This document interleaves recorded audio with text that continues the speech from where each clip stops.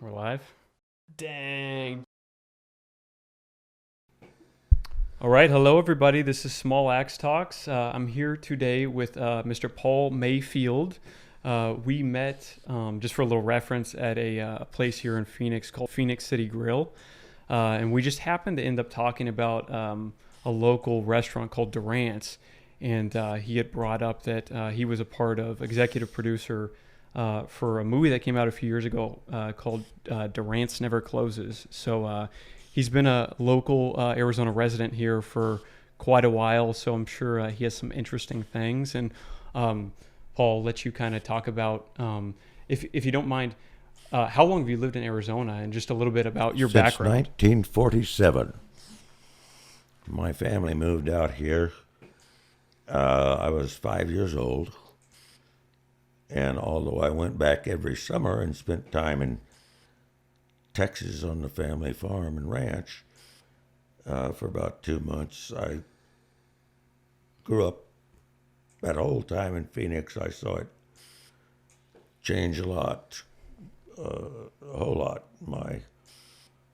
My father was very successful in business, in the oil and gas business in Texas, and he continued that here in Arizona, and was very fortunate to make a lot of money when you didn't have to pay a lot of income tax. And of course, everybody did all the cash money and the bartering they could, even though the tax rate wasn't high and stuff. So I was very fortunate to grow up with a lot of people that became very important here in Arizona in the early years. My father knew a lot of people in the very early days when it was east. Phoenix was a small town. And if you had any kind of good business going, which my father did, you knew all the people that were doing business because everybody did business with everyone else. It's just the way you did business then. Phoenix was basically a small town. And so I got to meet, growing up, some of the most powerful people in town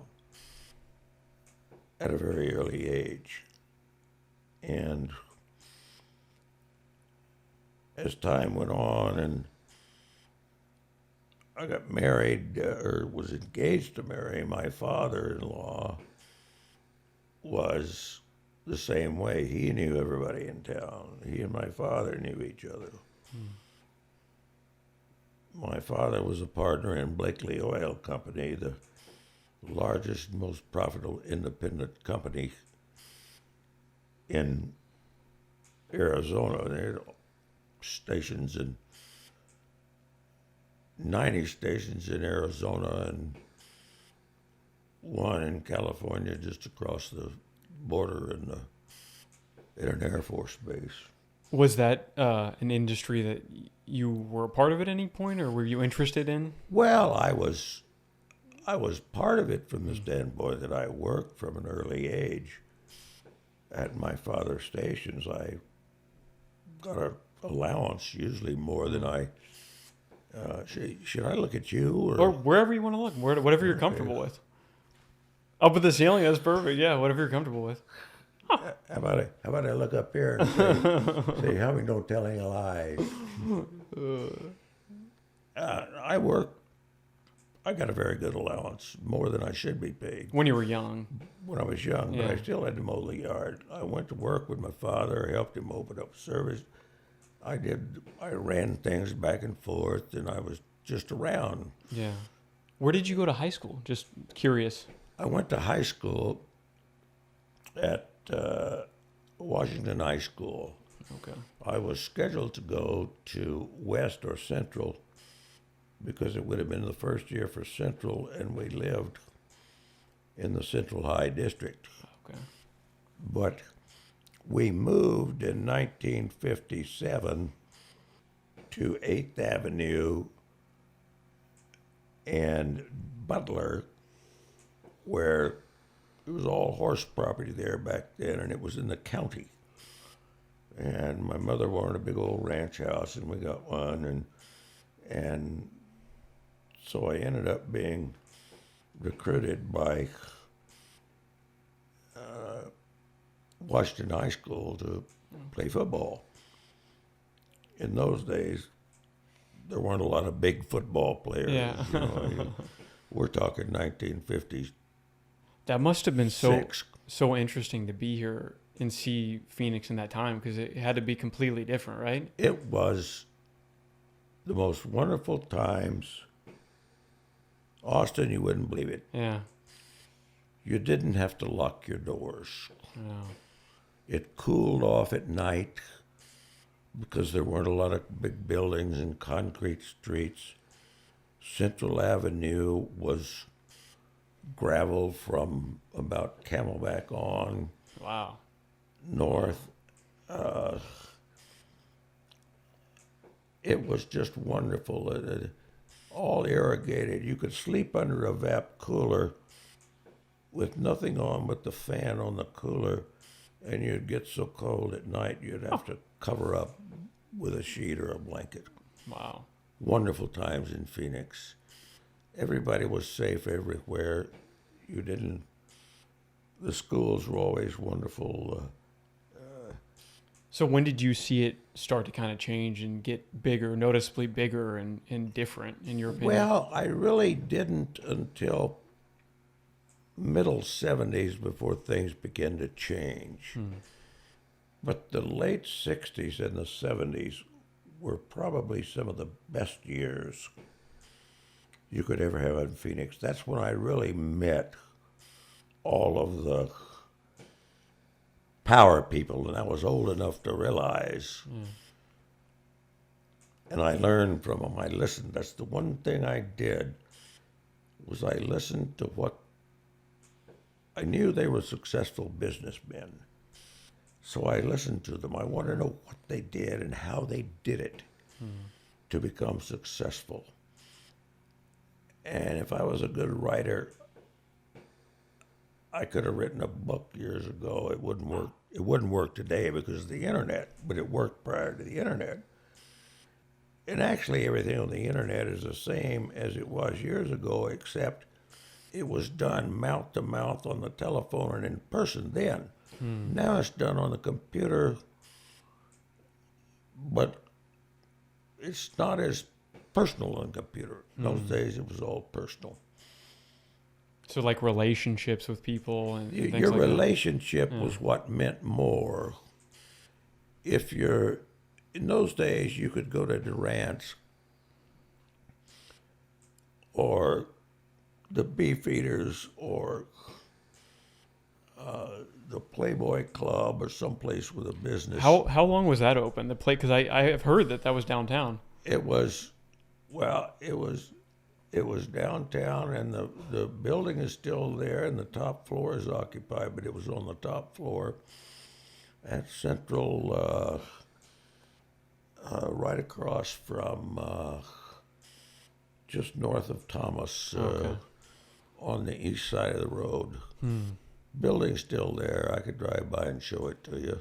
And what was that like? It was just kind of a It was lounge. very, very nice. It was small, but it was a really good Playboy. And everybody that was anybody in those days belonged to whatever there was. The Arizona Club, there were all kinds of semi-private clubs. I can tell you 100 stories about different bars that were owned by important people, but in the Playboy Club they brought in some former major stars that were minor stars then, but still had a career and a well-known name.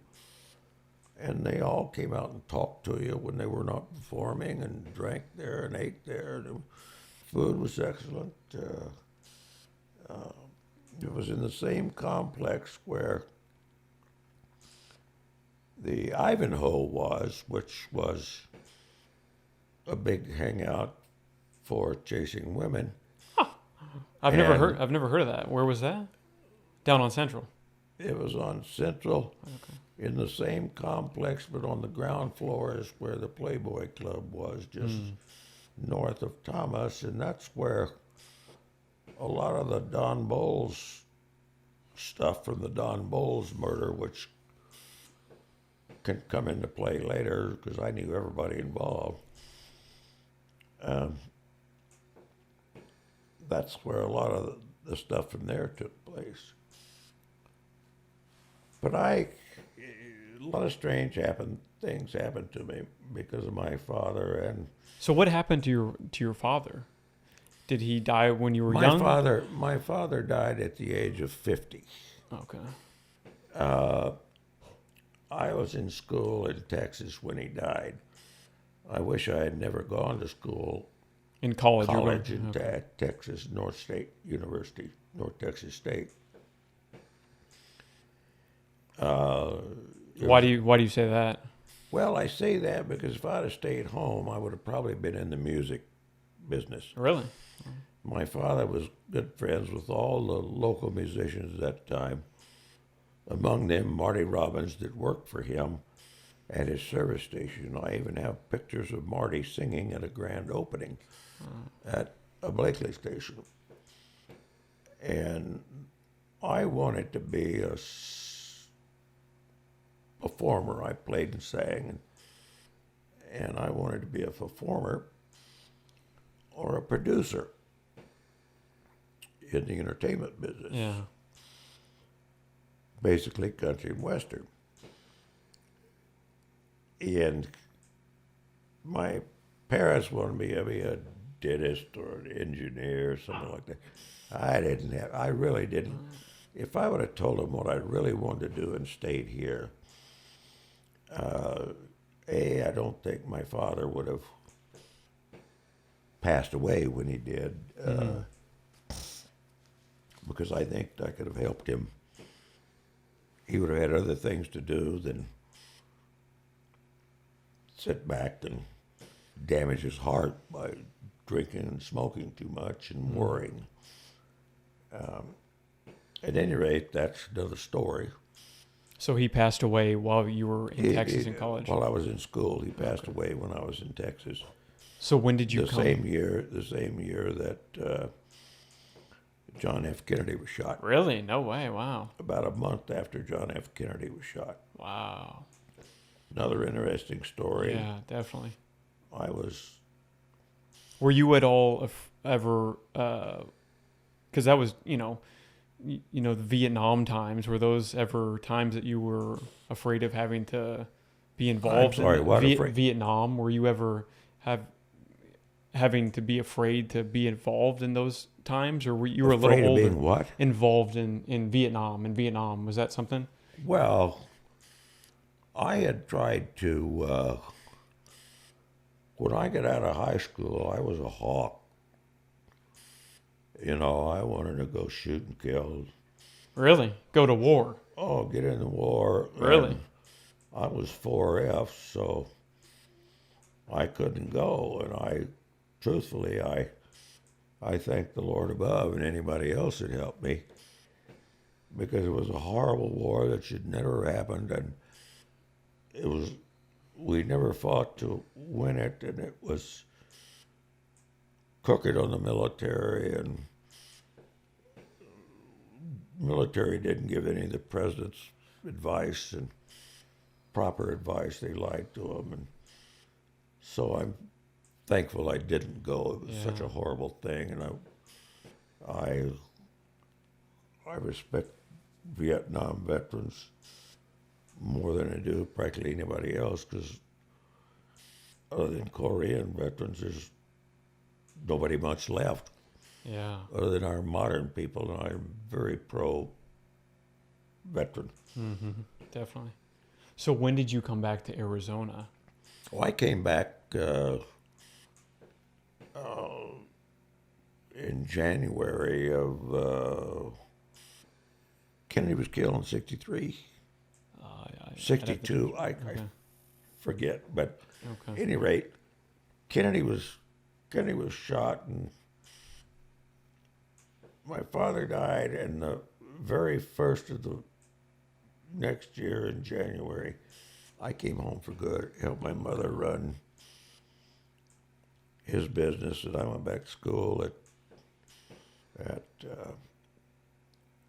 Phoenix College. So were you still thinking about pursuing some sort of entertainment career at that Well, point? a couple of people that were in the band I was in Texas came with me out here Oh, okay. A country band? shortly after I came to Arizona, and we formed a band out here and played for a while. Gal that I was going with didn't like me. She thought that all musicians were screwing every woman that was in the The place fans, the every night, groupies, yeah. which was sometimes It's a temptation. not every woman, but sometimes true. But it wasn't an everyday thing. You're in the entertainment business. You have to be nice to everybody. You have to, their customers, you be nice to them. You may kiss them, hug them, and let them ooh and ah over you. And you say, "Oh, I love you, honey. You're great. I wish you," because they're your fan. I don't say fans. They're people that come into the bar and they buy booze and they listen to you. And if there's not people there when you're entertaining, then you don't get hired back. At any rate, interesting story. Make it quick because you want to edit it and put it on another show. You don't. Hope you edit all this and use it at a different time as they're appropriate. But my high school sweetheart, when I went away to Texas to school, she got mad because she wanted me to stay here and to stay with her, and get married and whatnot. And she visited me in Texas a couple of times. Then she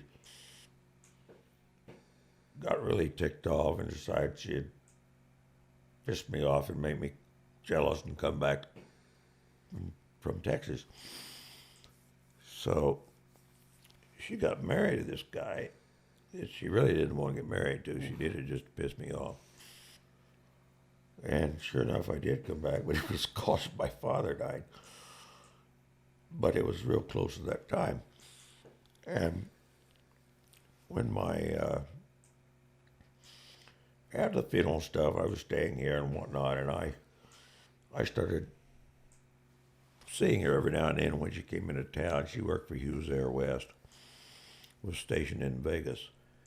And we would just see each other, no kissy face or anything like that, just friends visiting. And then about 3 months after that, it started, it was at the time of the state fair.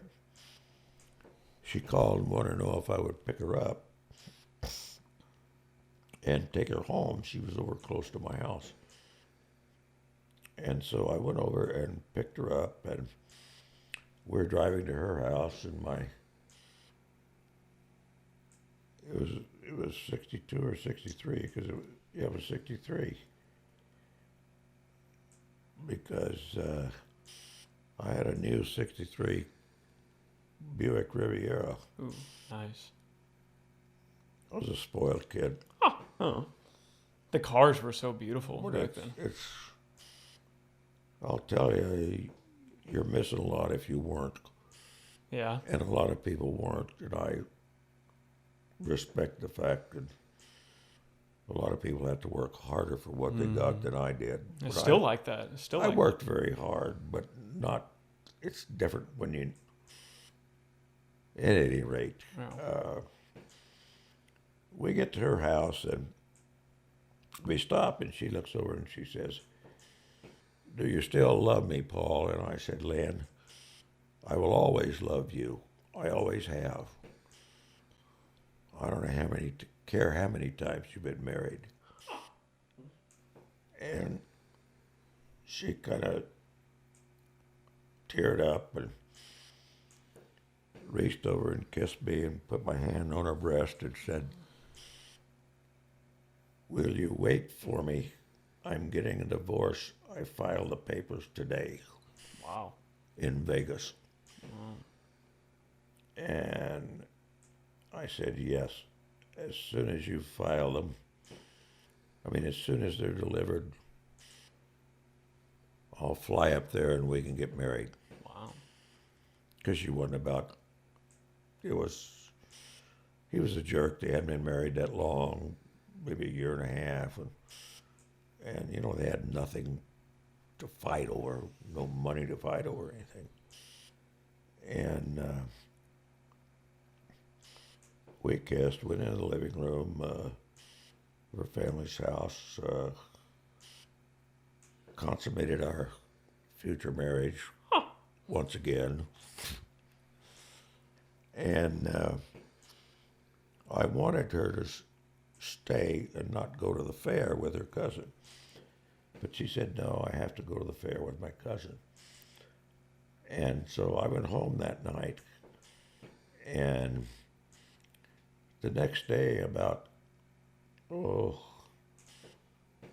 in the afternoon, I got a phone call from her mother. And on the plane she was taking back to Vegas, the Air West plane had crashed. Wow. Just outside of McCarran Field in a freak snowstorm. Wow. Everyone on board was killed. Wow. Wow. And How many people? How big of a plane was it? Oh, probably 97 people. Wow. Wow. I can't remember, but it was a small Air West plane, not a big one, but it carried 100 plus people. That's terrible. At any rate, that took care of my first marriage. Yeah. Wow. Wow. At any rate, Del Mar, California, I can tell you all kinds of stories about. You lived out there for a while, or? When my family was. So how did you get involved into the? Were you involved in other movies, or how did you get involved with Durant's and? Well, with Durant's, it was just a matter of me having known Jack Durant so well. The movie was based on a book. I'm trying to think of her name now. Marie, or she was an amateur writer that wrote the book, and that's the story. The book was what it was based on. But I knew Jack. I had known Jack since I was like 20 years old. Really? Wow. I knew who he was years earlier when my family used to go there all the time to eat, usually on Sundays. But I met Jack when I told this story, and you'll see it in the movie. At the end. I told it at the end. But I had my first actual cocktail there. I was 20 years old, and I was working for my future father-in-law, only I didn't know it. And he was down there on business. I was working at his office while I was going to school, night school. And, I was kind of an errand boy, and he called and wanted some papers down there for the oil company engineer that was eating lunch with them. And he asked me to bring them down, and I went down to Durant's and brought the papers in and gave them to my father-in-law. And I knew everybody that was in the table, and I said hello to everybody there. I did not know Jack Durant. Okay. After I said, "Is there anything else, Mr. Pearson?" He said, "No." And Jack Durant looked at me and said, "Who are you?" And I said, "Well, I work for Mr. Pearson." And he said, "Well, what's your name?" He didn't have the courtesy to introduce you. Mm-hmm. Slim, my father-in-law. I said, "Paul Mayfield." He said, "You want a drink, Paul?"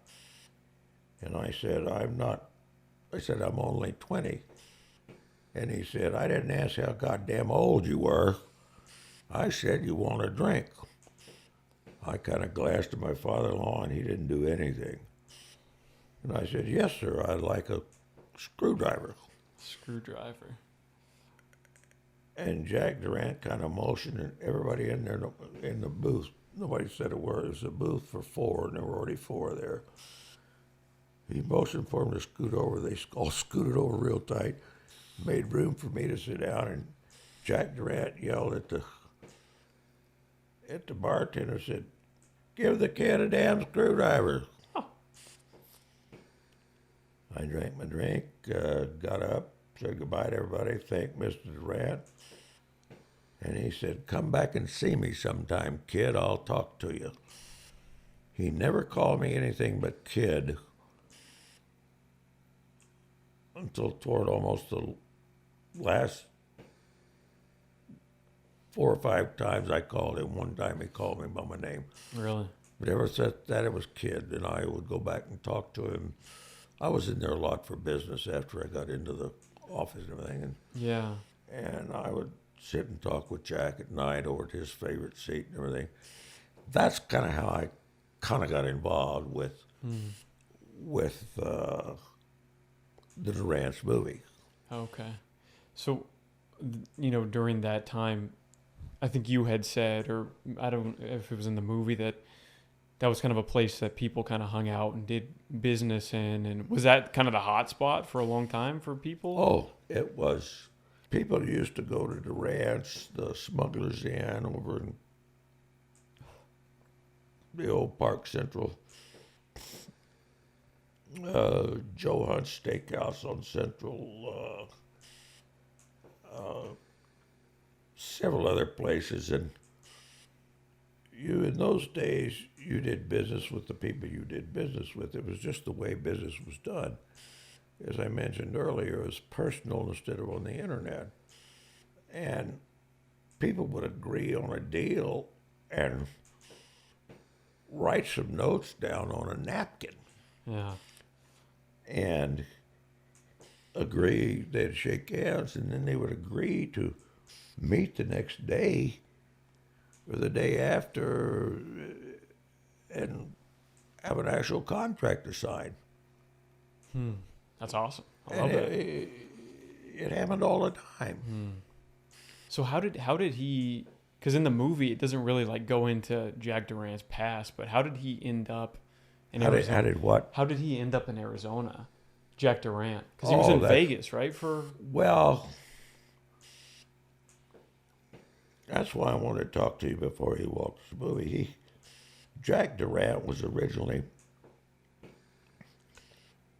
started working in whorehouses back in the South, Tennessee, and Wow. someplace else. And he was a gambler. He always liked to gamble. And he ended up working for a man in a casino that had hookers and gambling, and it was illegal, but it operated under the auspices of the local county sheriff and whatnot, law enforcement that was getting paid off. Just like everything was in those days, especially back there. The payoffs here in Arizona weren't really payoffs. It was just doing business with somebody. And then because you did business, somebody else did a favor for you. But Jack was very successful at what he did. He ran all the gambling. He was really sharp on gambling. He came to Arizona suddenly. Supposedly, it's a fact he came to Arizona with a recommendation to work for Bugsy Siegel in the early days at the Flamingo Hotel. This was in the 50s, 49 or 50. Okay. Before Siegel got shot. But supposedly he killed a man defending himself in one of the gambling places. Okay. and had to get out of the state. Nobody really knows if that's true. Yeah. At any rate, he goes to Vegas, goes to work for Siegel, and Siegel likes him. And pretty quick, he's the head pit boss at the Flamingo. Wow. Doing great, making big bucks. The Siegel gets killed. When was that around? Do you know? I'm going to say around 1951 or late 49. And was that a pretty big deal as far as in the Grants. papers? Well, most people know the story of Bugsy Siegel because the movies had stuff about him. And he was siphoning money from the mob, and the mob found out about it, and they wanted to stop it because he was bleeding them to death. And he was an idiot the way he was building the Flamingo. And of course, Del Webb, the famous contractor here that started Sun City, was doing all the construction. Mm-hmm. At any rate, when Bugsy Siegel died, was killed, assassinated, the mob had a guy by the name of, I'm almost positive it's Greenberg, that he was a bean counter, an accountant. He came in and took over the operation to straighten the books up and everything. And they did not want anybody in the place except very low-level workers, like a dealer or a massage therapist or something, cocktail waitress. They did not want anybody in a position of any kind, like pit bosses and bar managers and that kind of thing, that were involved with Siegel. They did not want them working at the Flamingo or in Vegas. To keep them away from the money And so some of them that were lower level, they just told, you know what happened to Bugsy, disappear, get out of town, don't come back. In the case of the higher-ups like Jack Durant, Greenberg told Jack Durant, he said, unfortunately, Jack, you have to leave. And you have to never, ever come back to Vegas again. Wow. And they gave him a healthy bonus and the money he had coming from his work and a brand new 1950 Cadillac. Huh. Supposedly he had about $50,000-$60,000 and a brand new Cadillac. Now that was a lot of money. Yeah, oh yeah. That was a lot of money in 51. Yeah. He came to Phoenix, fiddled around for a while, and then he bought the location where Durant is today, still today. It was, that time was called Wayne's Midway. And he bought the place and ultimately turned it into what it is. Wow. So, do you still go there ever often, or? I go there every now and then, but to be truthful, there's none of the it's none of the crowd. I go there on special events. A couple of years ago, I took my kids all down there. They asked me where I wanted to go for my birthday, and I said the ranch, and they took me down there, and Is it different now? the current, except for the fact that they have a lot of awards on the doors or on the walls that weren't there before. And they don't have a cigarette machine at the end of the bar. Huh. Other than that, and a very small change in the bathroom, instead of the stand-up urinals with ice in them. They've got the wall urinals with Yeah. ice. Yeah, I saw in the movie how, everybody's smoking in the restaurant. Oh yeah. That's how it was, right? Oh yeah. Yeah. And other than that, it's the same. Hmm. And it feels very much the same. I mean, it's like everything. Their menus change some, but they still have some of the good thing. And nice thing about Durant's is they'll fix you almost anything you want Yeah. if you want to pay for it. You know, So, but all the steak prices are high anywhere. yeah. But in the Jack Durant's movies, we did a very good job of, especially Jason, the director, and his crew did a very good job of duplicating Durant's for very little money in this warehouse over in Glendale that was rented. Yeah, that's amazing. I thought Yeah, it was well- the restaurant. Pardon? I thought it was the restaurant in the Well, movie. yeah, it looks just like it. Yeah, it's amazing. But the only thing, as I said, filmed in the restaurant was the part that I arranged to be done, which were the interviews at the last. And I argued very hard because I helped make a few changes to the script, not many. I argued very hard to put the Durant's the interviews that were at the last at the first, because that lets you know a little bit of what the history of Durant's is. Yeah. At any rate, that's enough about Durant's for now.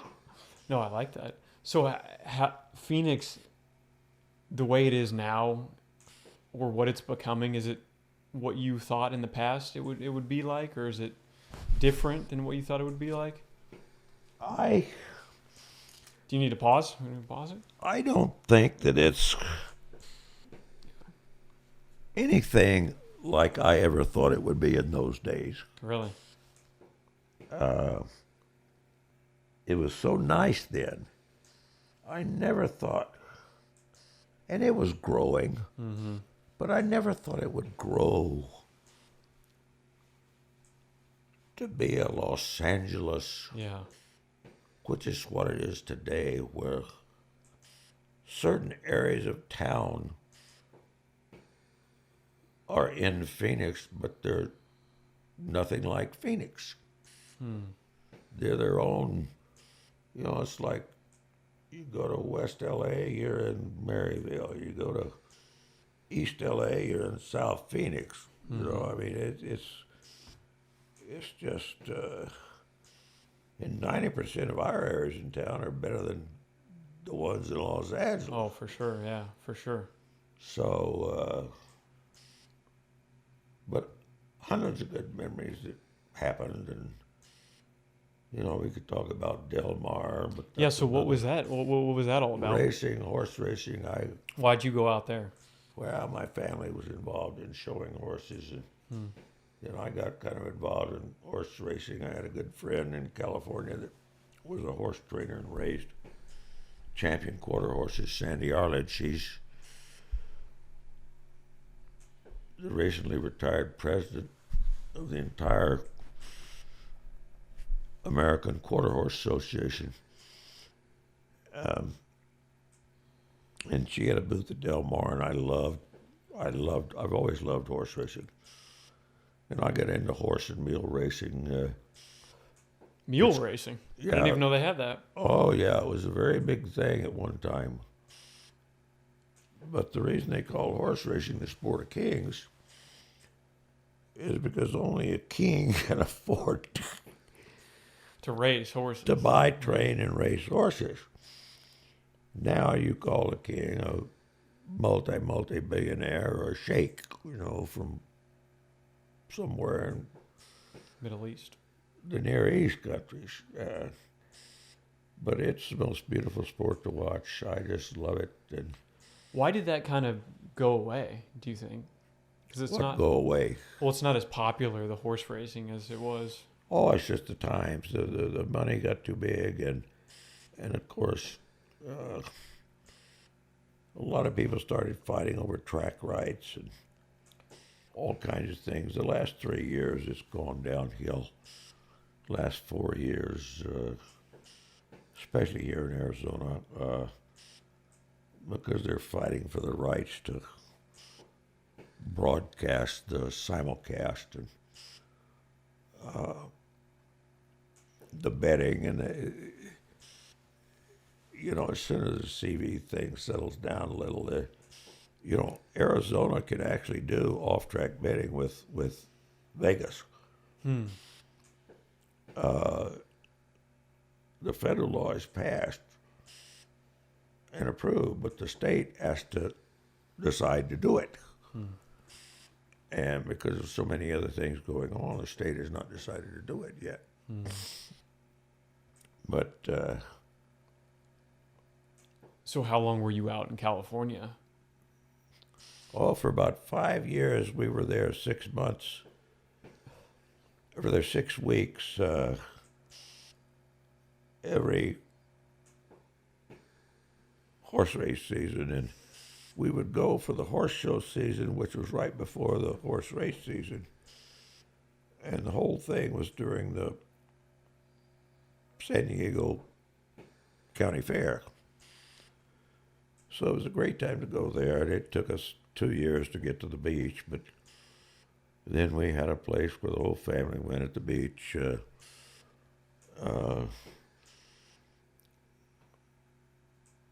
I made all arrangements, and the family split the cost. And my family spent a lot of time over there, and I went back and forth on weekends, and would go over there for a week at a time. My job allowed it, and I was very fortunate.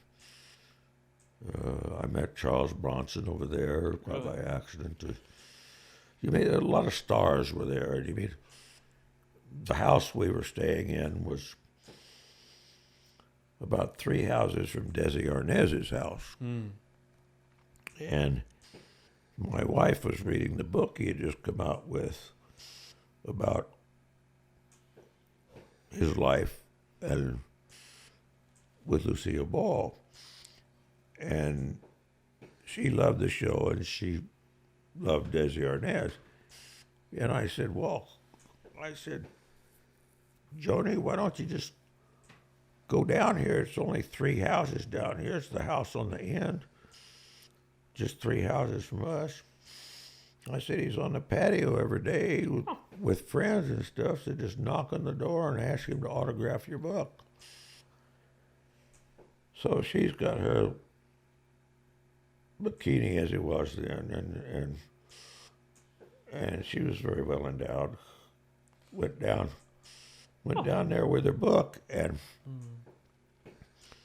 knocked on the door, and then, she didn't come back. So I make myself a drink in a paper cup, and I walk down by Desi Arnaz's place, and I look up, and I stop, look up, and she's sitting up there next to Desi Arnaz, having a drink. Oh, nice. Out on the patio with 4 or 5 other people, a couple of women, a couple of guys and everything. And she kind of looked over, and I'm sure she saw me, and I waved. She didn't do anything. I just kept walking. I thought that's little. That's awesome. I'm sure she was in heaven. She came back and she said, I wasn't going to invite you up there. Yeah. I know, that's kind of funny. It is. I love it. So were you, I know you're a movie lover, and you said you saw the movie Once Upon a Time in Hollywood, right? That Tarantino movie? Yeah. Did you like that movie? Oh, it was great. Yeah, so did I. I love it. So I've been to the Spawn Ranch. Really? No way. Yeah, I've been to Spawn Ranch. That was where they did a lot of Westerns? It was, it was after the mansions had left there, and it was pretty much falling down place, but it's out by Lone Pine area there, which is where the Spawn Ranch was a huge place at one time. so many of the movies, Western movies, were all filmed in that Lone Pine area. And you can recognize it by the Lone Pine area was famous for all these boulders that they always look the same. You can't mistake. Yeah. If you look at the boulders, they're all kind of rounded. A few of them are jagged, and there's little passageways between them, but they're also perfectly rounded. It's just it's great. Charles Bronson at Del Mar is a good story too. What happened there? I'm sitting with my oldest daughter, she's probably about 10 then. How many children do you have? Two, Two. boy and a girl. My daughter's sitting there, and she's about 10, and it's very crowded at this snack bar right next to the arena where they're showing horses. And we sit down at a table for four on one side because there was absolutely no place else to sit. And that was the last table at the time we sit down. And we're eating her hot dog or whatever the hell it was, I forget. And I hear a voice that says, "May we join you?" And I thought the voice was familiar. And I said, "Certainly." And as he sat down, looked up, and he said, "This is my daughter." Can't remember the name. "I'm Charlie Bronson." I said, "Well, this is my daughter, Stephanie, and I'm Paul Mayfield. Nice to meet you." And I looked over, and there were a couple of bodyguards, proper way back, watching. I'm sure not to protect him particularly, but afraid of kidnapping or something, you know, whatever it was. I said, "Yeah, I know who you are." And we never talked again about movies. Really? We talked about horses. His wife, Jill Ireland, she was there showing horses. She was in jumper class. We talked about all of my family that were in classes, and her class was coming up pretty quick, and so was one of my cousin's classes in Western Pleasure. And we started to get up and head back, and I said, "Well, Charlie, nice meeting you, and you and your daughter have a good time." He said, "Yeah, I'm going to go over and stand up someplace beside the fence and watch my wife. Her class is coming up pretty quick." And I said, "Well, why don't you come over? We have a box. We have a box for the whole show. We got extra seats. Why don't you come over and sit down?" And he did. Really? And I introduced him to everybody. Nobody asked him for an autograph or a picture or anything like that. They just all talked horses and Normal, just normal. well, it was what we were there for. Talked horses and kids, my daughter and his daughter, and my son and one of the other cousin's kids. They were all talking and playing, messing around, not watching anything on the show. Do you think people were friendlier back in those times as far as when you were just Well, out? they were more respectful. Today, I wouldn't, but probably somebody meeting somebody of Charles Bronson's star status wouldn't give a shit about whether he wanted to watch his wife or not. They'd be oohing and awing and want to ask about this and ask about that. I found all my life, and everybody I've met that was famous, the less you talk about how famous they are, the more they enjoy being around you. Yeah. And I have never, ever asked for an autograph or a picture. If one's been taken, fine. If one's offered to me, fine. But he was there for the horse show. We were there for the horse show. And it was important to all of us, more important than a picture with him or anything. And that's the way people were then. I like that. Now, if it had been Elvis Presley, that'd have been a different thing, probably. Of course, he wouldn't have been there. Wow. What are some of your favorite films, movies? I like practically everything that's ever been made. In one way or another, there's something good about almost every movie. There's a few of them that you really can't say that about. But that would, I'd have to think about that one. I mean, even my list of top 10 favorites has changed. I would have to categorize my top 10 movies by era. I mean, anything made before 1960. Anything made between 60 and 90. Yeah. Anything made between 90 and 221, because you they're can't different. compare. You can't compare. Well, there are a few movies. I mean, you can compare Casablanca, The Searchers, Citizen Kane. You can compare them with some of the new movies, but only because they gave the new movies the way they make the new movies. They influence them. Influence them Yeah. so much. But it's the movies are a whole art. If I had not been an entertainer, I would have loved to have been I think I'd make a natural movie star. Yeah. Well, I told you have a great At voice. even at my age, I think I could. You can still do it. Come on. Well, one right role, and you never know. Yeah. Well, Bruce Dern was in Once Upon a Time in Hollywood. Bruce Dern. That's correct. Do you know who actually had the part? No. Before him? Did you ever see the movie The Last Movie Star No, I don't think so. No. with Burt Reynolds? No, I have not. I know who Burt Reynolds is, obviously. You need to see it. Okay.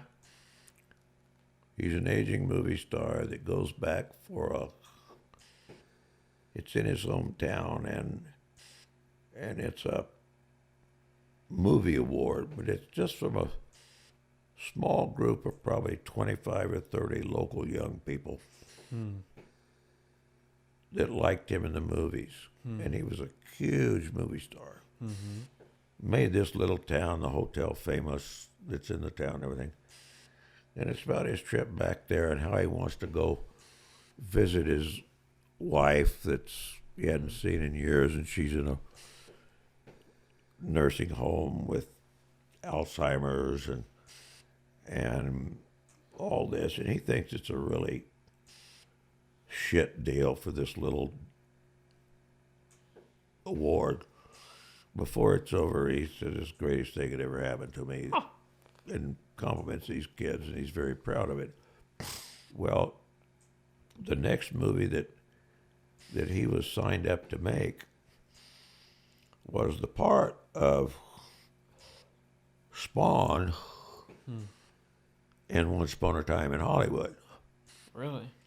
He already had a contract signed, had the script, and had met with some of the people and worked on the script some. But he died before they got to his filming part. Wow. And Bruce Dern came in at the last minute and played the part he was going to play. I did not know that. That's interesting. What was the movie again? What was the movie you were talking with? The movie you were talking about before, the smaller movie. What was that called again? It was called The Last Movie Star. The Last Movie Star. Okay. Okay. And there's only, I can't remember the name, but there's only one other person in there that you might recognize by name. There's a couple of them that have been in, but there's nobody major in it except Burt Reynolds. It wasn't a big Hollywood success or anything, but it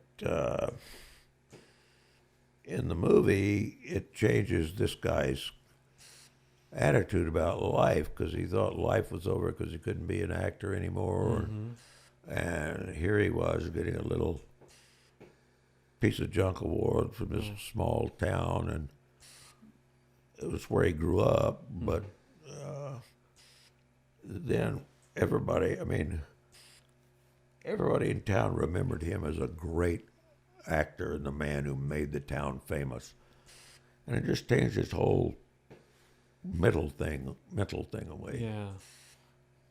So how do you see yourself staying in Phoenix for the rest of your life? You don't, never see yourself moving anywhere else again? You're kind of settled? I'm Because I know you had mentioned that are you getting married?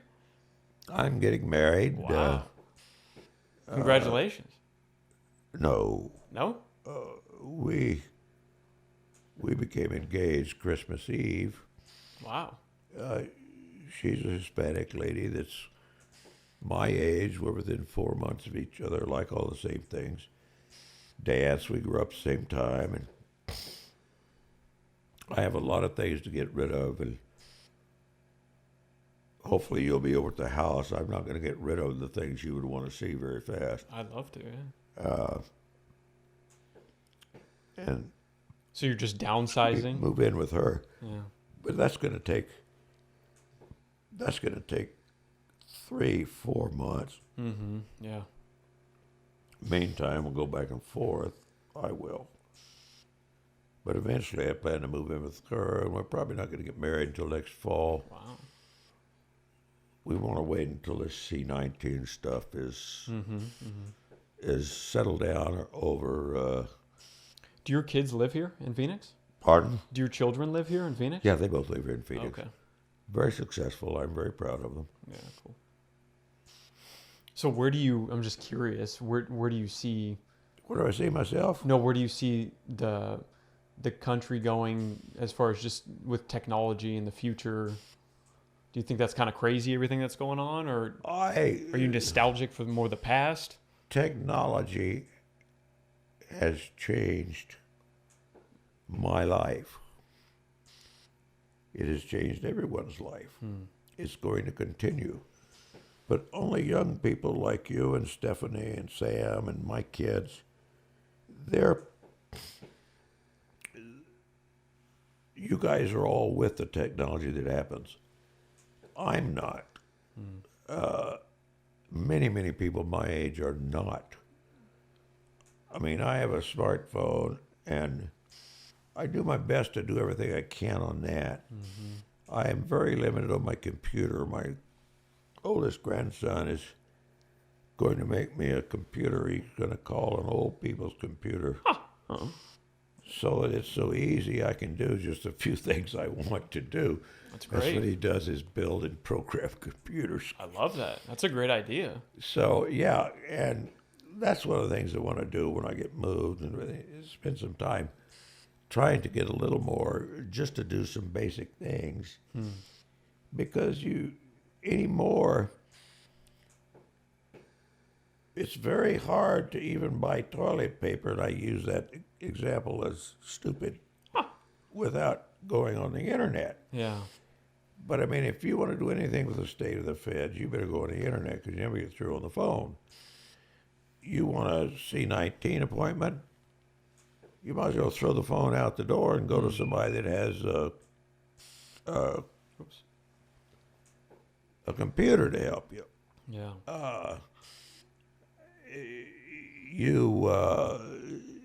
Restaurants, everything. So it's bypassing a lot of us. Trying not to let it bypass some of the basic things they need to do. But it's frustrating for everyone my age that has to try and make a phone call or do something. The ads in the paper, Walgreens,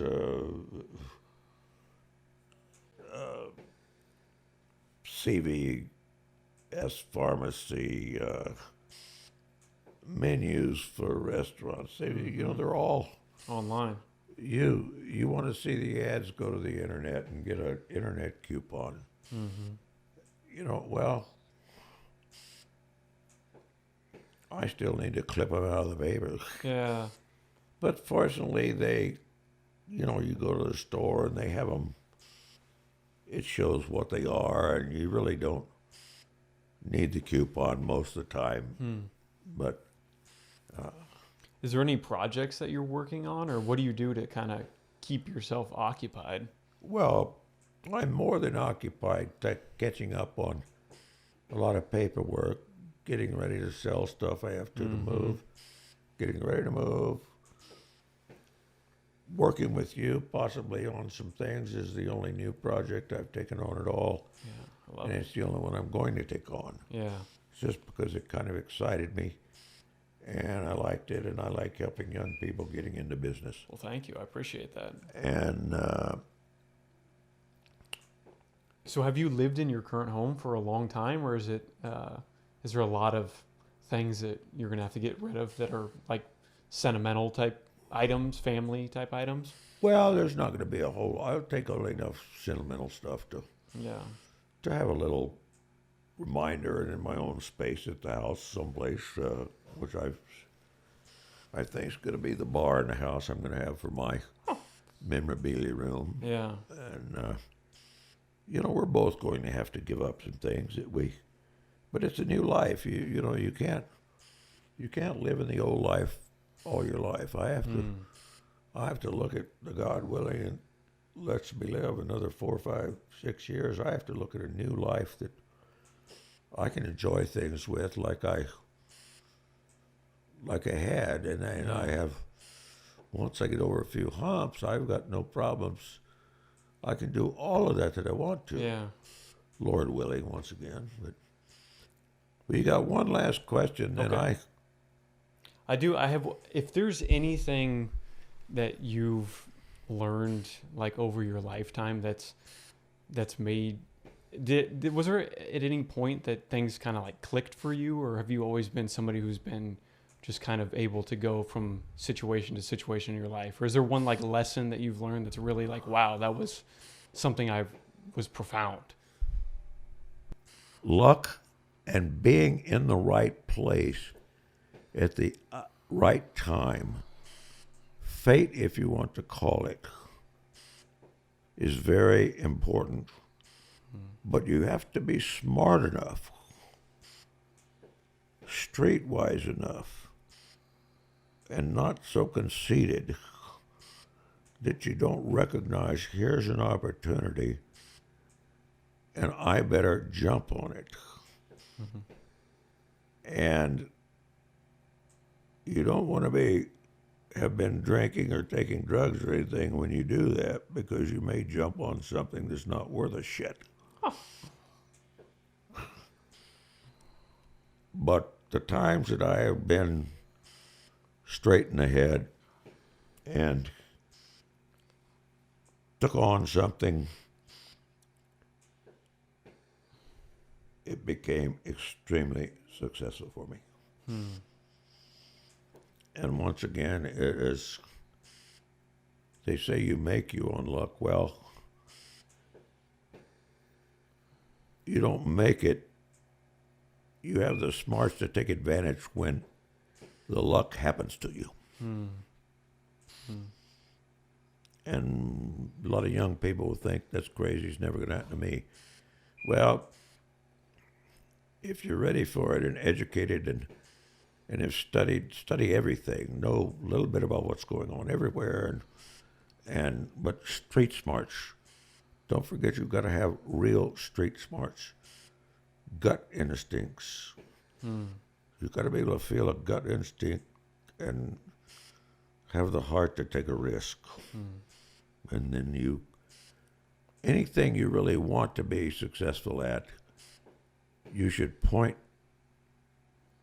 your gun at that and shoot for that, and don't be distracted by other things.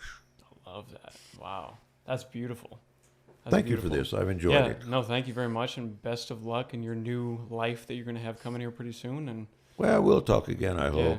Yeah, I'm glad I met you. It was great. Oh, it's been wonderful meeting you and your dad. Thank you.